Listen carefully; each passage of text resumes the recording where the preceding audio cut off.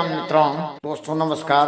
और कैसे हो? स्वस्थ हैं, मस्त हैं आप लोग? तो देखिए कि आप लोग जो है, क्या आपने कभी सोचा है कि महाभारत केवल युद्ध की कथा नहीं बल्कि ऐसे रहस्यों का सागर है जिसमें हर पात्र अपने भीतर एक अग्नि छिपाए बैठा था। एक ऐसा रहस्य जिससे सुनकर ऋषि भी मौन हो गए, देवता भी चिंतित हुए और समय भी कुछ क्षणों के लिए ठहर गया।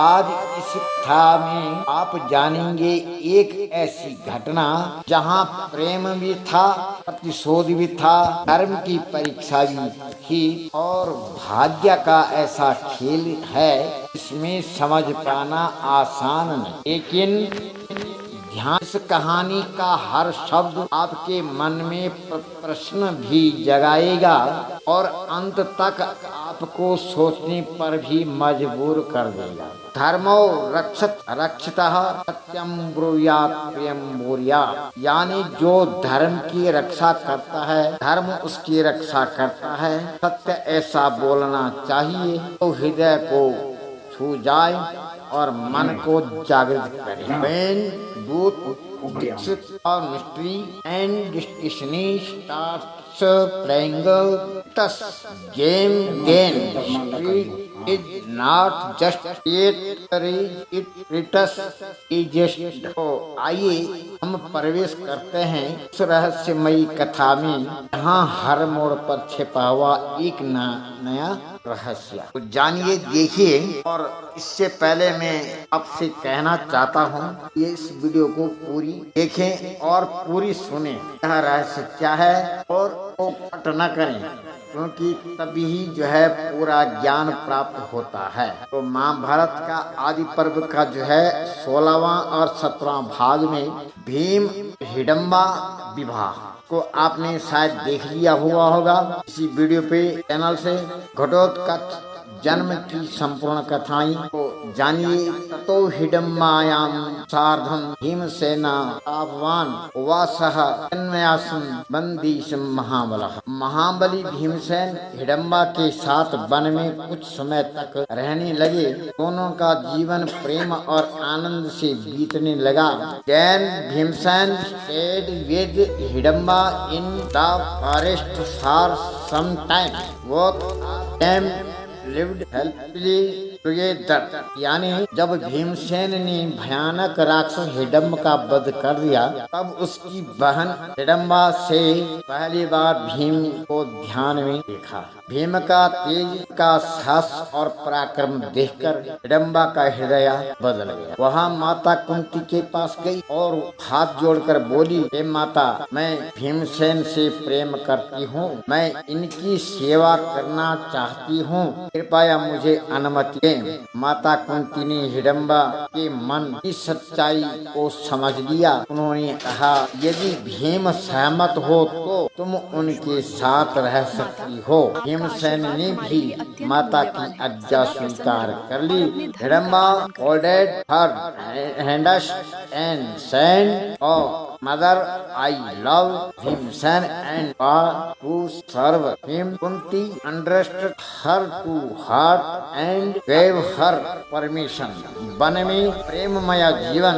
इसके बाद भीमसेन और हिडम्बा घने वन में रहने लगे। हिडम्बा अपनी मायावी शक्ति से सुंदर स्थान बना देती थी।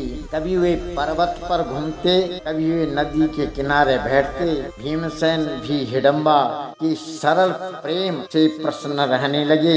वन पशु पक्षी भी मानो उनके प्रेम में साक्षी बन गए थे। सुखम वीर तो वीरो रमणो बाणांतरे कालम चक्रतुरव्योग्रह परस्पर हितोरतो। दोनों वन में आनंद पूर्वक रहने लगे और एक दूसरे के हित में सदैव लगे रहते। They both helping in the breast and always cared for Ghatotkacha का जन्म हो गया। कुछ समय बाद हिडम्बा ने एक अद्भुत बालक को जन्म दिया। उस बालक का शरीर विशाल था, उसका सिर घट की तरह गोल था और बाल ऊपर की ओर खड़े थे। इसी कारण उसका नाम रखा गया घटोत्कच। वह साधारण बालक नहीं था, जन्म लेते ही वह तेज बड़ा होने लग गया। उसकी आवाज बादलों की गर्जना जैसी थी और उसकी भुजाएं अत्यंत शक्तिशाली थी। यज्ञै तत्र महाबाहु घटोत्कच इति स्मृतः राक्षसेन्द्र समावरीयः भीमसेन महाबले। यानी वहाँ एक महान बलशाली उत्पन्न हुआ कि जिसका नाम घटोत्कच रखा गया। वह वीरता भी राक्षसों के राजा समान और बल में भीमसेन के समान था। A great and mighty son was born. His name was Ghatotkacha. His was as strong as Bhimsen and as brave as the king. राक्षसा घटोत्कच का तेज। घटोत्कच बचपन में ही वह मायावी शक्तियों में निपुण था।